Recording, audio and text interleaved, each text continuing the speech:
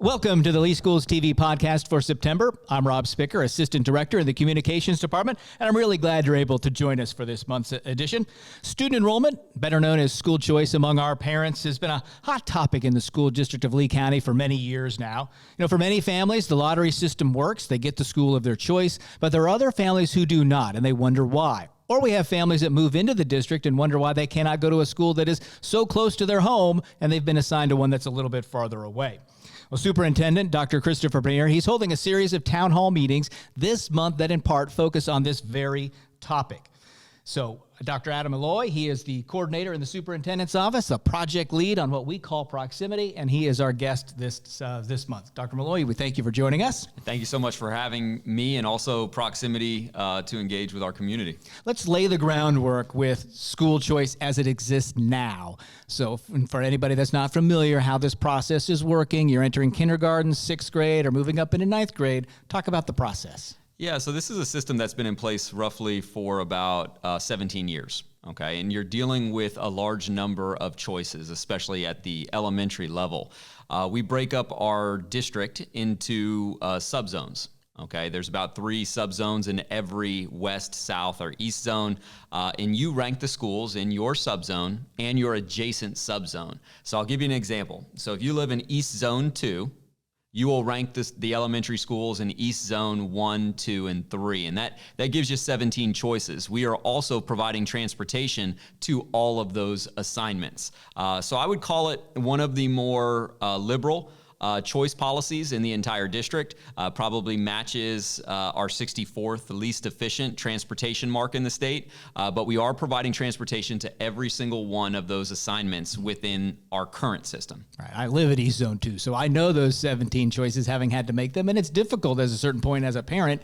You may have a few that you're familiar with, but down the list, you don't know those schools. Yeah, I think you feel a sense of guilt. So I had two of my children, and I live in South Zone 1, and ranking the schools in South Zone 1 and 2, knowing that those elementary schools were all great, but then having to rank, 8, 9, 10 in terms of your preference, I'm just not sure if that's a system for us right now in 2022. And there is a reason, a purpose behind us having this lottery. Yeah, I think choice, it really emerged at that turn for our school district when we were able to gain unitary status, which means we were removed from the federal court order. Choice really was established to be, I guess, general at a 50,000 student seat level, right? And we're currently at 103, not to mention all of the new schools that we've added on. And while choice was designed to facilitate a student distribution as it relates to a large number of goals in our plan, it really hasn't met those goals. So while choice will always remain per Florida law and per what the community wants in our certain pathways to this new plan, we have to be a little bit more mindful about choice in transportation. So let's talk about what we may be looking at. So for elementary and middle schools, this is the idea right now, looking at those 2 levels. When we talk about proximity, what does that mean? What does that change school assignment? In what ways? So really, first, let me just, before we even get into any of these pathways, which are currently being worked on by teams, is we have to be able to do this with the community, right? If we do not properly engage the community, and if we're not responding to their feedback, we're not doing this the right way. So the superintendent, as you mentioned, is doing a number of town halls. This is a part of his project focus. It's about meeting him, but then also seeing his vision, his entry plan, and then his project focus on proximity, right? But we also have a proximity team, a technical team that will be going out, right, working with stakeholders, creating a task force, and then presenting some pathways forward. What we do know is that we would like to do a better job of getting kids to school on time. We would like to do a better job with transportation, right? We hear a lot of constituent feedback about transportation time, bus ride time, buses being 2 hours late. Talked to a constituent this morning. My child is still on the bus and they were picked up at 5:30 in the morning. And while that's a symptom of our system, right, we have to work with the community to develop a way in which we can better address some of those issues that we're starting to see. Right. So a proximity based is going to shrink the choices. Yeah, it's going to be a lot more strategic, not just in terms of the choices being closer to your community, but also what we're able to do as a district in terms of transportation, right? In the state of Florida, we will always allow for parents to choose a school based on capacity, right? That's law, but we may not be able to provide transportation. So, there are some considerations, whether it's, one address, one school with some choices after. We really want to hear from the community. Well, what exactly how exactly do you envision your choice, and then what the district can do in terms of transportation? We can provide transportation. We have to be able to say we can provide transportation to an extent. Right. So the superintendent, as part of his kind of, getting within the system, we boarded a bus right next to Ida Baker, I want to say right around 5:45 a.m., right? We passed 3 other high schools to get to North Fort Myers High. At that exact stop that he was being picked up, there were 3 other buses for high schools, right? And that is a symptom of a larger system issue. Yep. Yeah. So if we do some consolidating and transportation being at the head of that, there really could be some cost savings, along with the benefit of shorter rides, better on-time performance, not a need for less drivers than we currently have budgeted for, so we don't have this shortage. So we could potentially see a lot of benefits to assigning students to a school closer to their home. Yeah, by being strategic. And I mean, I know that sometimes boundaries or neighborhood schools gets thrown around as if it's a negative term in our area, given the history.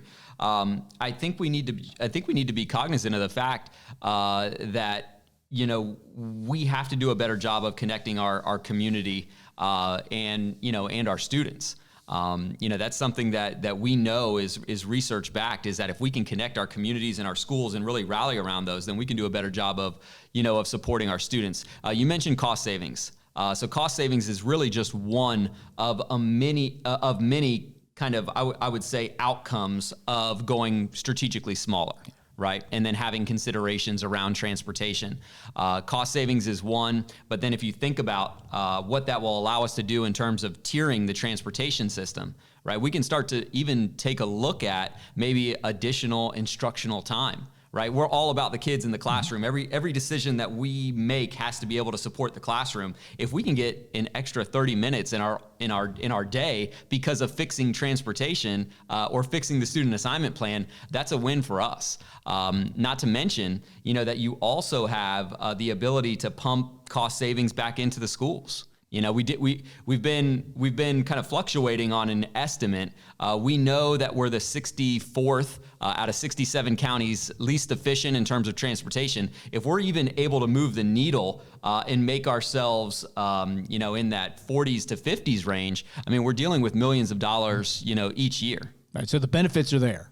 And even more probably on top of the few that you've mentioned. Yeah, the benefits are there. And, we have done a lot of work over the past 2 years, talking with the community, working with our teams, getting the maps, potential choice maps, potential boundary maps. It's all there. But we can't go anywhere without the community going with us. And I think that the community, from what I've seen in terms of emails, phone calls, our first town hall that we've had, from what I've seen, there is a strong support for, not just bringing common sense into student assignment, but also just being a bit more strategic with how we're assigning kids and then transporting them. One benefit that we didn't even mention is that a lot of times, so we had about 6,000 new student enrollees to the school district of Lee County since June.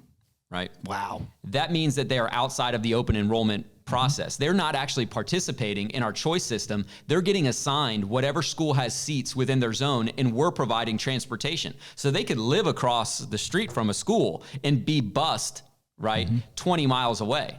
Yep. Because they're not actually participating in the system. So if we can be a little bit more strategic with how we're operating open enrollment and assignment, and then choice second, we may be able to get some pathways forward, I think. So there was a presentation to the school board about this with some of the things that had to be considered, some of the, if you will, the considerations of what this system may mean. And one of those is going to be boundaries. If we're going to shrink the boundaries, how do we decide what boundaries? What are those considerations? Yeah, so the considerations really are built around capacity, geographic, whether it's roads, rivers, geographic areas, but also the student demographic that makes up those students that would then be in that new, whether it's a smaller zone with 3 or 4 choices, or whether it's a small boundary with one school. We're taking a look at every single level to keep history really as our guide. The term resegregation gets brought up. Our schools have already become re-isolated, since really the implementation of the choice program. So what we're being conscious of is what our student demographics will look like, and we're running models on what our schools will then look like by achievement level, socioeconomic level, ELL, ESE status. We're really trying to understand, and I think technology has been great with this. We're really trying to understand what these different models will look like in terms of the distribution of students. And boundaries, one address, one school, gives us a great deal of control, right, of who's populating that school. Smaller choice and smaller boundaries gives us a great deal of control, right, more than what we have. So the superintendent likes to talk about, kind of like a wall of Post-it notes. On the left side, you've got the least restrictive, which is our current system. On the right side, you have the most restrictive, and we want to see where the community is on that spectrum of considerations, whether it's, somewhere in the middle, or whether it's somewhere, just kind of being assigned to your address, your school by address, right? We need to know where they are. You did mention, some of the, I would call them areas of opportunity for us for engagement. Anytime you're making a change, this size, you're going to be disrupting assignment. And I think that for us to be very upfront, that if we're going to go from our least restrictive to anywhere on the restrictive side, right, you're going to be displacing students. Right. Now, so we understand that how that could change. That assignment's another one of those considerations. Talked a lot already about transportation, but that's a consideration too into this process of who may get a bus after there's a new zone system and who may not. Yeah, and Rob, I think it's transportation gets a lot of heat. It really does. But when you see how our system functions, and you go to a neighborhood, right? We can kind of geo-draw on GIS. We can draw around a neighborhood, and we can see how many buses are actually going to that neighborhood at the same level. I think the most that I've seen is 12 different elementary schools from a less than half mile by half mile. Wow. I mean, that to me is, that's one of those kind of like, worst case, type scenarios with how open our choice system is. And I'm not trying to criticize, choice at all. I think that choice is very important. But in terms of providing transportation, the district has to be a little bit more mindful about what level of transportation can be provided. And maybe we hear back from the community, yeah, we'd like to continue on down this road, but that comes also with consequences, whether it's not getting to school on time or buses running 2 hours late each day. Right. And there's always going to be a disruption, as you mentioned. Some students would no longer necessarily or be in the zone for the school that they're attending. So you've got to talk about grandfathering and have that be part of the conversation for more of a proximity-based, community-based school assignment. Yeah, and when we went out to the community in 2021, that was the big feedback that we heard was, we would like the constituents would like us to honor their choice in the current system, right? And so that is a huge consideration as we move forward. One thing that we were always kind of thinking about was whether or not we could provide transportation in those situations. So we're developing hypothetical models of like how you could elect to stay, but then give up transportation. We're developing all of those, in hopes that once we go out to the community again and we're looking at that task force and some of the options that they're selecting, we're really hoping to honor what the parent wants to do, but then also being considerate of what we can do from a transportation side. Yeah, the superintendent, his staff, they really are genuine in the fact that they want to hear from our parents on this subject. That's why he's got the town hall scheduled as we speak. Had the first with 2 more coming up. Can you just kind of go over the when and where of the next couple? Yeah, so next Thursday, we are September 8th, we're at San Carlos. September 15th, we're at Tortuga. Right at the conclusion, Tortuga Preserve, elementary. Right after the conclusion, we'll do another round of 3 in each one of the zones. And that one will get a little bit more in depth with our proximity team. And from there, we'll generate a task force, which will start to develop some of those options to go back out to the community. But the feedback that we heard last night was really concerns about, transportation time. Yeah. All right. What's the timeline? This could really be an accelerated process where we're looking at changes as students and families make choices in January, potentially. So we are looking at potentially a pause or a slight modification of open enrollment, depending on the level that we pursue. But we are looking for something to be in place by 2023, 2024. Which is next school year. So this is a condensed timeline, but I would like to remind everybody that we did go out last year about 100 different community presentations, almost every elementary PTA or school meeting. And I think people are aware of the project, but we need to be a little bit more defined about the policy options and then where the community would like us to pursue for transportation grandfathering and then the size of these zones. Right. And the focus is elementary and middle schools. Correct. So I asked the question just because, what about high schools? Somebody may want to bring it up. Are they a consideration for changing the way those high schools are assigned? So high schools and really middle school, we didn't do as high of an impact in terms of community engagement as we did with elementary. But middle schools, we were able to take a look at some of the maps and see where we're going in that direction. High school, based on not just the numbers of kids that are transported to high school, but in terms of the how specialized the application programs have become. That's not a consideration right now on the table. And I think that what we'll hear from the community is where they are as it relates to middle school as well. If they really just want to focus on those 47 or 44 traditional elementary schools, then we can focus there as well.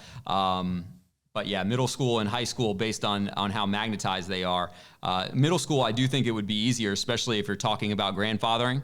That's definitely something that you can set up. And then, high schools, there's only 15 of them. And if you break that down by 3 zones, you're dealing with between 5 and 6 high schools in every zone. It's just not as many schools. Right. And I think that a lot of the feedback we get is that our parents like the way the high school system is set up because they each have individual programs. They have their academies. You really can, as a high school student, choose your path. Yeah.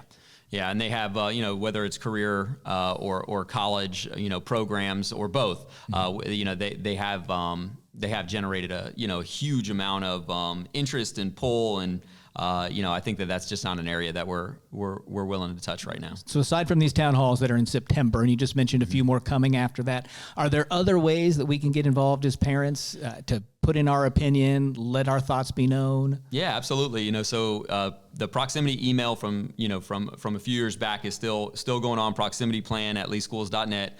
You can always send us an email. There's a survey that will be going live following the town halls. And then there will be even more specific policy direction, feedback opportunities as we get through that second round of proximity-focused community engagement in October. The goal, going back to your timeline question, the goal is that we have some level of briefing to the board in November. But based on where we are with the community and our options, by January, right, we have a recommendation from our community task force, right, our district task force, and we have the generation of perhaps a new student assignment plan for the following school year. Wow. All right. Is there anything else you think we should know, be considering, be aware of as this conversation happens in the school district, but also out in public? I think that with proximity and changing the student assignment plan, you're going to be dealing with some difficult issues because you're changing a system that has been in place and is familiar to parents and community members, right? I think what we have to keep in mind is we can do a lot better as it relates to our families and setting our schools up for success in addressing strategically the student assignment plan. I would request and just ask of the community to do this with us, right? And, we know that we cannot, you hear that cliche, you can't please everyone, but what we can do is make sure that that connection is there, and that if they do want to provide feedback, we are willing to listen, right? We are willing to hear you, and then respond to what your concern is. And I think, I think as a school district, especially one of our size, I think as being one of the largest school districts, not just in the state, but in the nation, right? And then comparing our student assignment plan, which is very unique among all of those school districts. This is something that we should be taking care of as leaders, as school leaders, to better, not just better set up our schools and students for success, but to better set up our community and its school district for success. I hear you. What I'm hearing a lot of is we've just reached a point where it's almost not manageable anymore because we are so much bigger than we used to be, and we know we're going to continue to get bigger as a school district. I mean, think about, Rob, if you have rolling yellow outs, right? So if you have rolling areas where you can't provide transportation, right? We're starting to look at a tipping point any kid late to school from a bus is a harm, right? Because that's missed instructional time. Yep. Okay. And we're experiencing that each and every day. I think the latest number was, and it's not the same kid, but it's around 2,000 students a day are late to school. That's missed instructional time. Yeah. So we can do better, and we want to do better, but we want to do it in conjunction with the community. Well, thank you, Dr. Molloy, for kind of walking us through that. For the community, remember, September 8th, San Carlos Park Elementary, 5:30. September 15th is Tortuga Preserve Elementary, also beginning at 5:30, and then more of these meetings to come. Absolutely. We're going to do this together. Yes. All right, Dr. Molloy, thanks so much for joining us for the September edition of the Lee Schools TV podcast and kind of walk us through what's happening this month with proximity. To those of you who have joined us, keep up with the school district on social media and through School Messenger, the emails that we send out. Important information will be placed there and on our website so that you're always aware of where these meetings are, when the next plans are. We want you to be a part of the process. Thanks for joining us, and I hope you'll see us again for the next edition of the Lee Schools TV podcast.